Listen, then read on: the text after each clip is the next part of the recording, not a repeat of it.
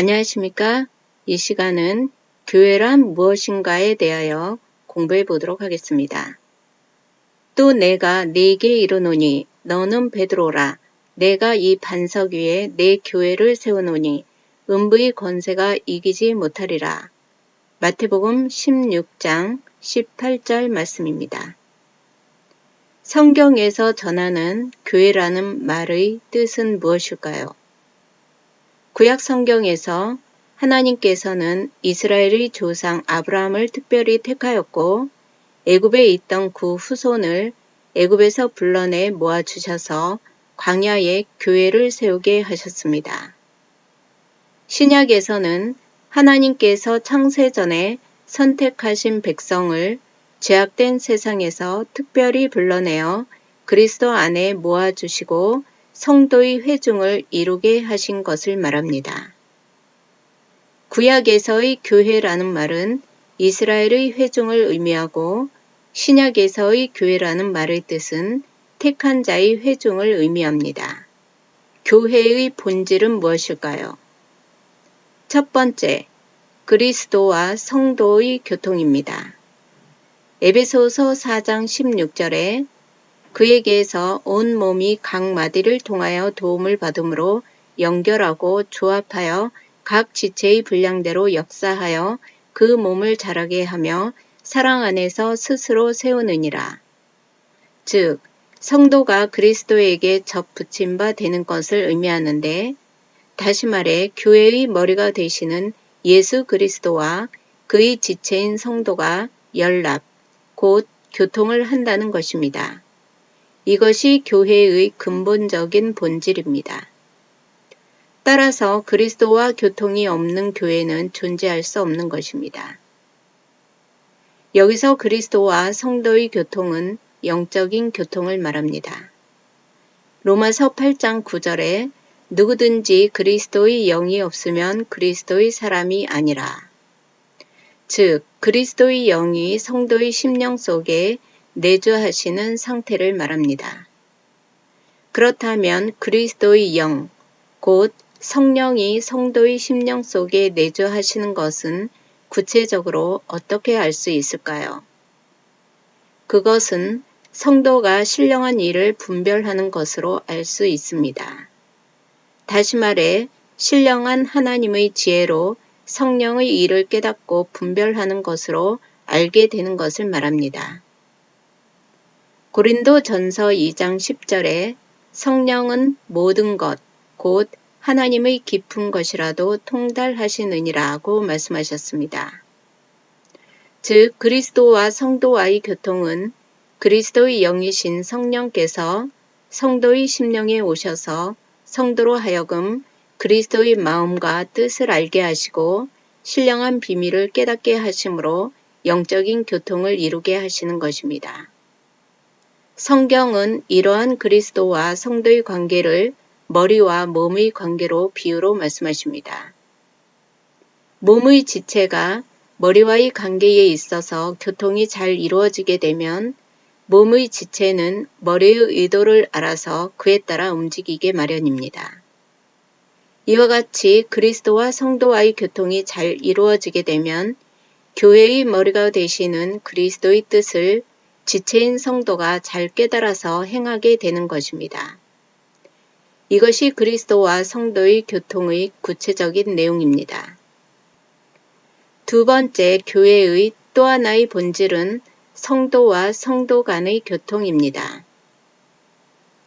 바울은 에베소서 2장 21절에 그 안에서 건물마다 서로 연결하여 주 안에서 성전이 되어가고 라고 했는데, 여기서 성도와 성도 간의 교통이란 영적인 교통을 말합니다. 요한 1서 1장 3절에 우리가 보고 들은 바를 너희에게도 전함은 너희로 우리와 사귐이 있게 하려 함이니 우리의 사귐은 아버지와 그 아들 예수 그리스도와 함께 함이라. 즉, 성도와 성도 간의 사귐의 교통이란 복음 진리를 먼저 알고 있는 자가 교통을 하기 원하는 자에게 복음 진리를 전해주는 것이며 하나님 아버지와 그의 아들 예수 그리스도와 함께 하는 것입니다. 이러한 교통의 동의는 성령의 역사를 통하여 이루어지는 것입니다. 성령께서 복음 진리를 먼저 깨닫게 하신 자로 하여금 타인에게 그 복음 진리를 전하게 하셔서 믿는 것과 아는 일에 하나가 되게 하여 예수 그리스도 안에서 서로 간의 깊은 사귐, 곧 교통이 이루어지게 하는 것입니다. 그러므로 성도와 성도 간의 교제는 복음 진리를 통한 성령의 역사 없이는 불가능한 영적 교제인 것입니다. 다음은 교회의 속성에 대하여 알아보겠습니다. 교회를 바로 이해함에 있어서 교회가 가지고 있는 속성을 보면 교회 속성에는 주권성, 거룩성, 유일성이 있는데 첫 번째 주권성이란 교회가 절대적인 그리스도의 주권적 산물이라는 뜻을 말합니다. 교회는 그리스도께서 성령으로 하여금 직접적인 주권적 행사로 세우신 것입니다. 마태복음 16장 18절에 내가 이 반석 위에 내 교회를 세우리니 음부의 권세가 이기지 못하리라 하였습니다. 교회의 주권성은 교회가 절대적인 그리스도의 주권적인 산물이라는 뜻입니다. 교회는 그리스도께서 성령으로 하여금 주권적 행사로 세우신 것입니다. 이에 대하여 예수께서 친히 말씀하시기를 내가 이 반석 위에 내 교회를 세우리니 라고 말씀하셨습니다. 즉 예수 그리스도께서 친히 교회를 세우시겠다고 스스로 의지 표명을 하신 것입니다.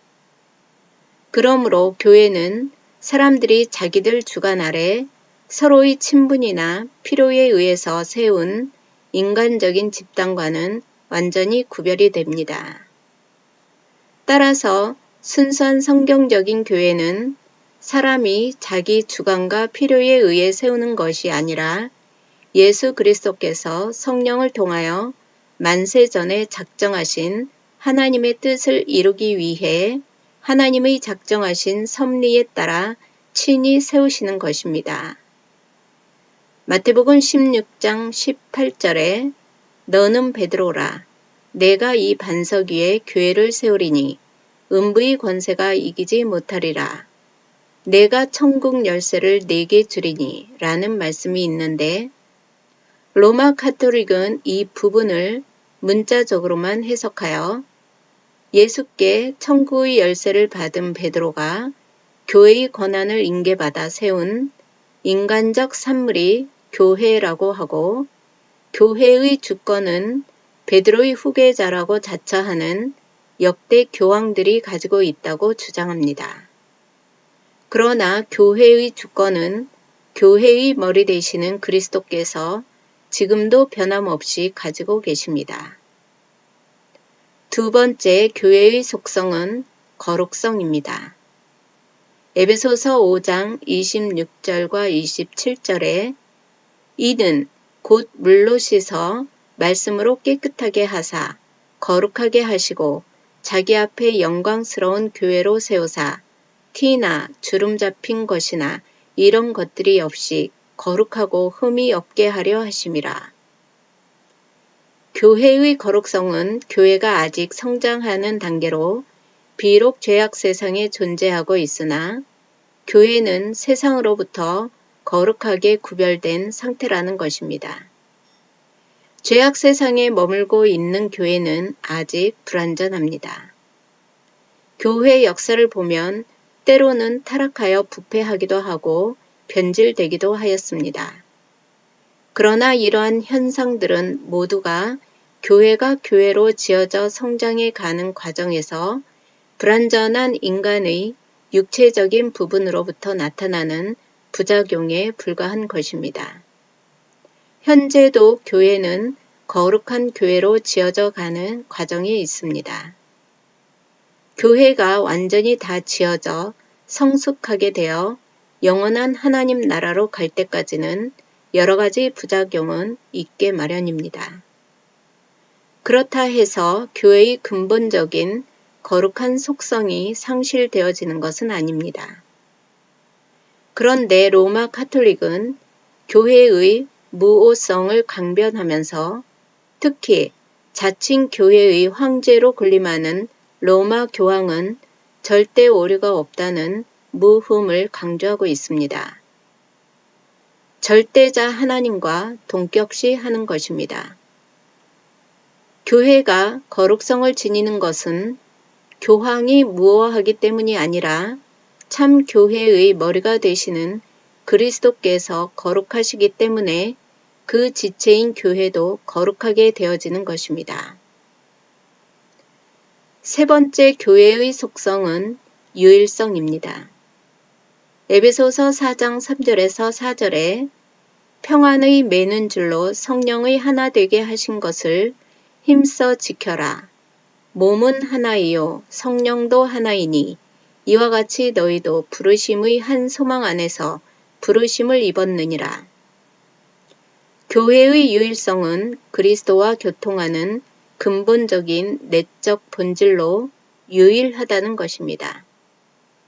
사도 바울은 에베소서 4장 3절에 평안의 매는 줄로 성령이 하나 되게 하신 것이라고 표현하였습니다.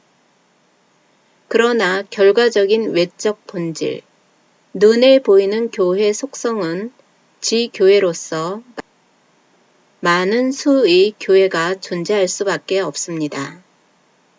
이는 성도가 내적으로는 그리스도와 교통이 이루어지고 있으나 외적으로는 장소와 시간상의 제약에 의해 성도 간의 실제적인 교통을 할 수 없기 때문입니다.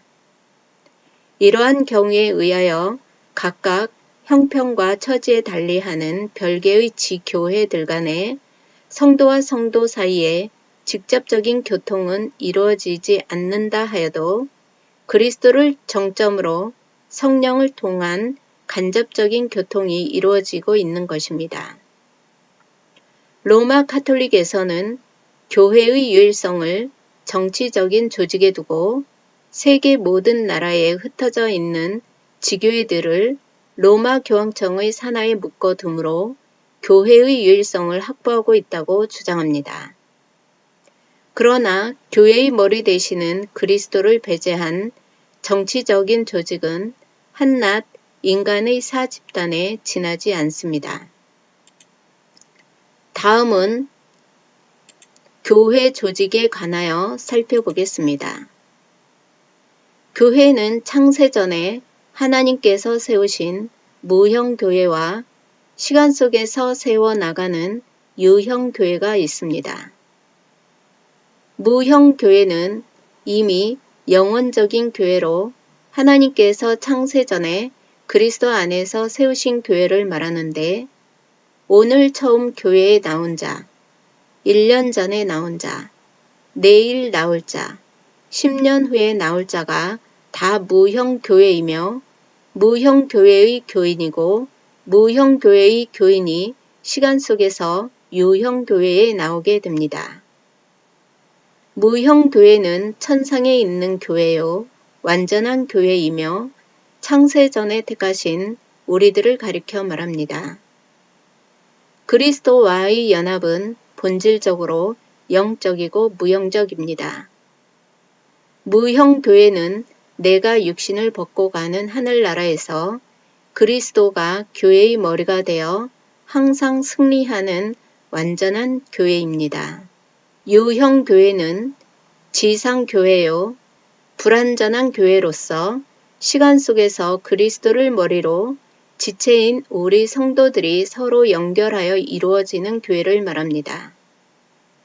무형교회가 이 땅에서 유형교회로 드러나는데 이 땅의 유형교회는 창세전에 그리스도 안에서 세워진 무형교회의 교인이 아닌 자들도 얼마든지 자기의 이익을 추구하기 위하여 나올 수 있습니다. 그러므로 유형교회는 불완전한 교회로서 날마다 마귀와 투쟁하는 지상의 교회를 말합니다. 로마서 12장 5절에 이와 같이 우리 많은 사람이 그리스도 안에서 한 몸이 되어 서로 지체가 되었느니라. 고린도전서 12장 13절에는 우리가 유대인이나 헬라인이나 종이나 자유인이나 다 한 성령으로 침례를 받아 한 몸이 되었고 또 다 한 성령을 마시게 하셨느니라 라고 되어 있습니다. 유형 교회의 필요성은 무엇일까요? 첫 번째, 복음 전파와 전도의 방편으로 필요합니다. 하나님의 부르심에는 외소와 내소가 있는데 유형 교회는 외소와 내소를 통해 전도의 방편이 되는 곳입니다. 교인이 교회를 통해 하나님의 말씀인 성경을 가르치는 은사를 가진 목사를 통해 신령한 양식인 말씀을 깨닫고 찬양을 통해 삶의 기쁨을 느낌으로 복음 전파의 방편이 됩니다. 또한 교회 십자가를 보고 예수를 믿지 않는 자들도 교회가 무엇을 하는 곳인지 알고 있습니다. 불택자들이 난 예수를 믿지 않지만 교회란 예수를 믿으면 천국 간다고 하는 자들이 모이는 곳이다 라고 아는 것이며 이를 외소라고 합니다. 이렇게 교회를 아는 자는 모두 외소, 즉 하나님의 부르심을 안다는 것이고 외소를 들었지만 교회를 나오지 않는 이유는 성령의 사역이 없기 때문입니다. 성령의 사역은 내소라고 하는데 내소를 듣지 못하니까 교회를 나오지 않는 것입니다. 그래서 지상의 교회는 외소 역할을 합니다. 장차 하늘나라 심판대에 서면 불신자들도 핑계를 못한다고 성경이 전하고 있습니다. 곧 외소를 들었기 때문입니다. 두 번째, 유형 교회는 하늘나라의 예행 연습을 합니다. 이 땅에서는 믿는 자들이 하늘나라에 대한 소망이 없으면 살아갈 힘이 없는데 일주일 동안 세상에 젖어 살다가 교회에 나와 영의 말씀을 먹고 그때만이라도 하늘나라에 대한 체험을 하고 천국 백성이라는 기쁨을 느끼면 힘든 이 세상을 이겨나가는 힘이 되는 것입니다.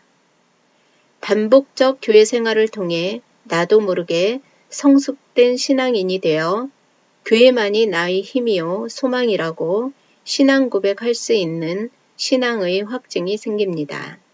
교회 조직이 논란이 되는 이유는 교회에 있어서 조직을 너무 강조하다 보면 교회가 로마 카톨릭과 같이 인위적인 방법으로 만들어지고 정치 집단으로 변모할 우려가 있고 반대로 교회 조직을 너무 무시하다 보면 교회가 무교회주의와 같이 교회 존립이 어려워질 염려가 있기 때문입니다.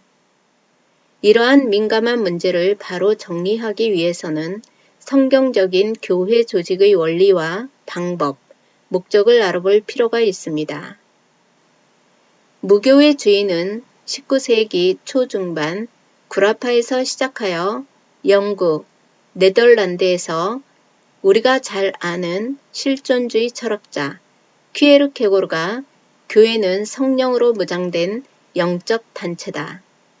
유형적 조직체는 의식과 제도를 통해 목사가 감독화되어 간다. 교회의 순수성을 지키고 보존하기 위해 유형교회가 반드시 신앙의 양성소는 아니다. 교회의 순수성은 성령께서 이루신다고 주장하였습니다.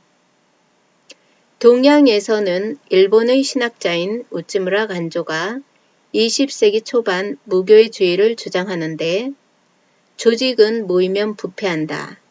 특히 조직을 관리하는 자들에 대한 불신을 강조하며 목사, 장로, 권사, 집사들이 계급화되고 서열화된다고 하여 조직 자체를 부인했는데 이것은 비성경적입니다. 조직의 원리는 무엇일까요? 로마서 12장 6절에서 8절에 우리에게 주신 은혜대로 받은 은사가 각각 다르니 혹 예언이면 믿음의 분수대로, 혹 섬기는 일이면 섬기는 일로, 혹 가르치는 자면 가르치는 일로, 혹 건의하는 자면 건의하는 일로, 구제하는 자는 성실함으로, 다스리는 자는 부지런함으로, 긍휼을 베푸시는 자는 즐거움으로 할 것이니라. 위의 말씀대로 교회 조직의 원리는 그리스도께서 성령을 통하여 성도 각자에게 주신 은사에 따라 임무를 분담하게 하시는 섭리입니다. 다시 말해 교회 조직의 원인자는 교회의 머리이신 그리스도이시고 조직의 실행자는 성령이시고 조직의 구성원은 은사를 선물로 받은 지체된 성도들이라는 말씀입니다. 따라서 교회의 조직은 인위적인 계획이나 방법에 의한 정치적 조직이 아니라 교회의 머리가 되시는 그리스도께서 성령의 역사를 통하여 성도 각자에게 선물로 주신 은사를 따라 임무를 분담케 하셔서 스스로의 몸을 세워가시는 신적인 섭리인 것입니다. 이에 대하여 사도 바울은 우리에게 주신 은혜대로 받은 은사가 각각 다르니 라고 하였고 에베소서 4장 11절에서 12절에는 그가 혹은 사도로 혹은 선지자로 혹은 복음 전하는 자로 혹은 교사와 목사로 주셨으니 이는 성도로 온전케 하며 봉사의 일을 하게 하며 그리스도의 몸을 세우려 하심이라고 기록하였습니다. 성도에게 각각 직임을 맡겨 교회를 조직하는 것은 인간에게 주어진 권한이 아니고 교회의 머리가 되시는 예수 그리스도의 절대 권한인 것입니다. 그런데 로마 카톨릭은 교황이 최고의 실권자라고 외치고 있고 카톨릭 교인들은 교황을 최고 실권자로 여기며 섬기고 받들고 있습니다. 교회 조직의 방법은 무엇일까요? 교회의 머리가 되시는 그리스도께서 성령을 통하여 교회를 조직하시는 구체적인 방법은 초대 예루살렘 교회의 조직을 보면 잘 알 수 있습니다.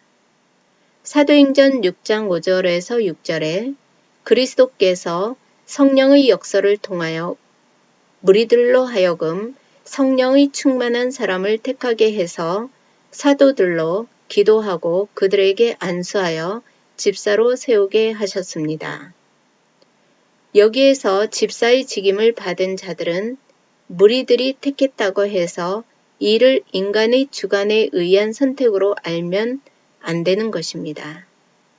왜냐하면 그리스도께서 성령의 역사를 통하여 무리들의 마음을 감동해서 선택할 자를 선택하도록 섭리하시기 때문입니다. 잠언 16장 33절에 사람이 제비를 뽑으나 이를 작정하기는 여호와께 있느니라 라고 말씀하셨습니다. 그러므로 우리가 집사의 직임을 받을 자를 선택한 사실을 인간의 주관에 의한 선택으로 보는 것은 잘못된 것입니다. 그렇기 때문에 교회를 조직하기 위하여 일꾼을 선택할 때에는 성도들에게서 인간적인 모든 요소가 배제되어야 하고 그들에게 말씀을 통한 성령의 감동만이 충만케 되어야 하는 것이 원칙입니다. 인위적인 방법이 첨가되는 만큼 조직은 순수함에서 멀어지고 성령의 역사를 의지하는 만큼 조직의 순수함은 유지되는 것입니다. 교회 조직의 목적은 무엇인지 알아보겠습니다. 에베소서 4장 11절 12절에 그가 혹은 사도로 혹은 선지자로 혹은 복음 전하는 자로 혹은 목사와 교사로 주셨으니 이는 성도를 온전케 하며 봉사 일을 하게 하며 그리스도의 몸을 세우게 하려 하심이라. 그리스도께서 성령을 통하여 교회를 조직하시는 목적은 연약한 성도로 하여금 온전케 하여 다른 지체를 위해 봉사하게 함으로 그리스도의 몸된 교회를 세우려는 데 있습니다. 온전케 함이란 에베소서 4장 13절 14절에 우리가 다 하나님의 아들을 믿는 것과 아는 일에 하나가 되어 온전한 사람을 이루어 그리스도의 장성한 분량이 충만한 데까지 이르리니 이는 우리가 이제부터 어린아이가 되지 아니하여 사람의 속임수와 간사한 유혹에 빠져 모든 교훈의 풍조에 밀려 요동하지 않게 하려 함이라. 성도를 온전케 한다는 말은 성도로 하여금 아는 것과 믿는 것이 하나가 되어 자라서 견고히 서게 한다는 뜻입니다. 봉사의 일을 하게 하며라는 뜻은 그에게서 온 몸이 각 마디를 통하여 도움을 입음으로 연락하고 상합하여 각 지체의 분량대로 역사하여라고 에베소서 4장 16절에 말씀하고 있습니다. 그리스도의 몸을 세우려 한다는 것은 에베소서 4장 15절에 오직 성령 안에서 참된 것을 하여 범사에 그에게까지 자랄지라. 그는 머리니 그리스도라. 말씀과 그 몸을 자라게 하며 사랑 안에서 스스로 세우느니라. 라고 잘 표현되어 있습니다. 이들 내용은 모두가 성도들이 서로 도와 각자가 받은 은사대로 봉사하게 하여 교회를 자라게 한다는 의미입니다. 그러므로 교회 조직의 최종 목적은 그리스도의 몸된 교회를 세우는 데 있는 것입니다. 다음은 교회의 기능에 대하여 알아보겠습니다. 교회의 기능에는 본질적 기능과 사역적 기능으로 구분할 수 있는데 먼저 교회의 본질적 기능은 여호와의 언약 성취에 대한 계시 기능입니다. 에베소서 2장 20절에 너희는 사도들과 선지자들의 터 위에 세우심을 입은 자라. 그리스도 예수께서 친히 모퉁이 돌이 되셨느니라. 언약 성취에 대한 계시의 기능이란 것은 여호와 하나님께서 구약의 선지자로 하여금 메시아 곧 그리스도를 언약해 주셨고 그 언약의 자손인 그리스도가 오셨다고 사도들이 증거하였습니다. 그와 같은 증거를 통하여 세워진 그리스도의 몸된 교회는 여호와 하나님께서 언약하신 대로 그리스도가 오신 사실을 분명하게 계시해 주시는 본질적 기능을 갖고 있다는 의미입니다. 따라서 그리스도께서 성령을 통하여 교회를 세우시는 것은 궁극적으로는 여호와 하나님을 계시하려는 데 있습니다. 사도 바울은 에베소서 2장 20절에 너희는 사도들과 선지자들의 터 위에 세우심을 입은 자라 하였고 하나님께서 세우신 교회의 진리에 대하여 에베소서 3장 3절에 곧 계시로 내게 비밀을 말씀하신 것은 내가 이미 대강 기록함과 같으니 에베소서 3장 9절에 영원부터 만물을 창조하신 하나님 속에 감추었던 비밀이 어떠한 것을 드러내게 하려 하심이라고 하였습니다. 즉 하나님께서 교회를 세우시는 것은 하나님 속에 감추인 비밀을 계시하시려는 것이란 뜻입니다. 하나님 속에 감추인 비밀은 무엇일까요? 만세 전에 작정하신 하나님의 뜻을 일컫는 말입니다.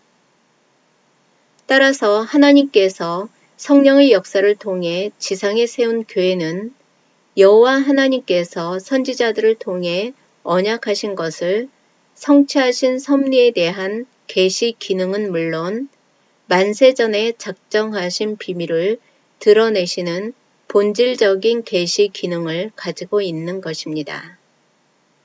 그러므로 세상에 존재하는 예수 그리스도의 몸된 교회는 1차적으로는 나사렛 예수가 여호와 하나님께서 선지자를 통해 언약하신 그리스도이심을 계시하고 나아가서는 하나님이 언약대로 이루시는 여호와이심을 계시하는 본질적인 기능을 가지고 있는 것입니다.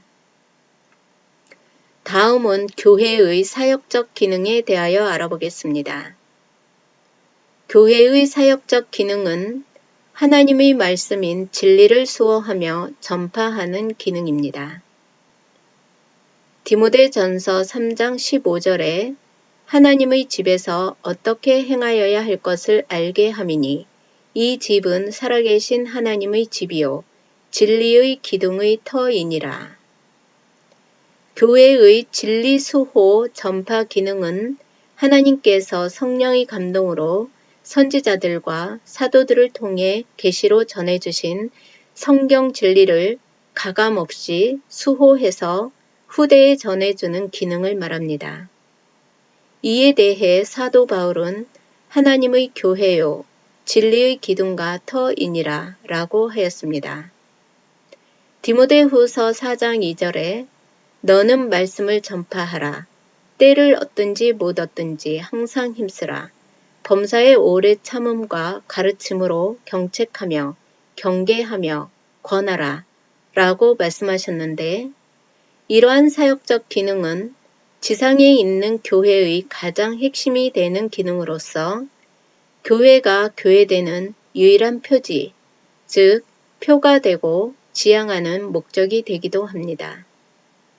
교회의 진리 수호와 전파 기능에 의해 택함을 받은 자들이 복음 진리를 듣고 깨달아 구원을 얻어 교회의 지체가 되는 것입니다. 그러므로 지상에 있는 교회가 하나님의 말씀을 바르게 지키지도 못하고 순수하게 전파하지도 못한다면 그것은 진정한 의미의 교회라고 말할 수 없습니다. 왜냐하면 성도들의 건전한 영적 예배의 삶도 불가능하고 효력이 있는 성례와 건증도 불가능할 뿐 아니라 교회의 지엽적인 제반, 모든 기능들마저도 마비되어 버리게 되는 것입니다. 그러나 교회의 핵심이 되는 사역적 기능이 발휘되면 성도에게서 영적 예배의 삶이 이루어지고 성례와 건증이 바르게 시행될 뿐 아니라 그에 따른 제반 모든 기능들이 원활하게 작동되어 교회다운 교회로 성장하게 되는 것입니다. 그러므로 변질 없이 수호된 성경 진리를 순수하게 전파하고 가르치는 것이 교회에 있어서 가장 중요한 사역적 기능인 것입니다. 지금까지 교회란 무엇인가 란 주제로 교회란 뜻을 비롯하여 교회의 본질과 속성, 조직과 기능에 대해 성경을 통해 알아보았습니다. 결국 지상에 현존하는 교회는 머리 대신 예수 그리스도께서 계시를 목적으로 성경을 통하여 택한 백성을 불러 모아 서로 교통하는 지체가 되게 하여 받은 바 은사대로 직임을 수행케 하므로 진리를 수호하고 전파케 하시는 신령한 단체입니다.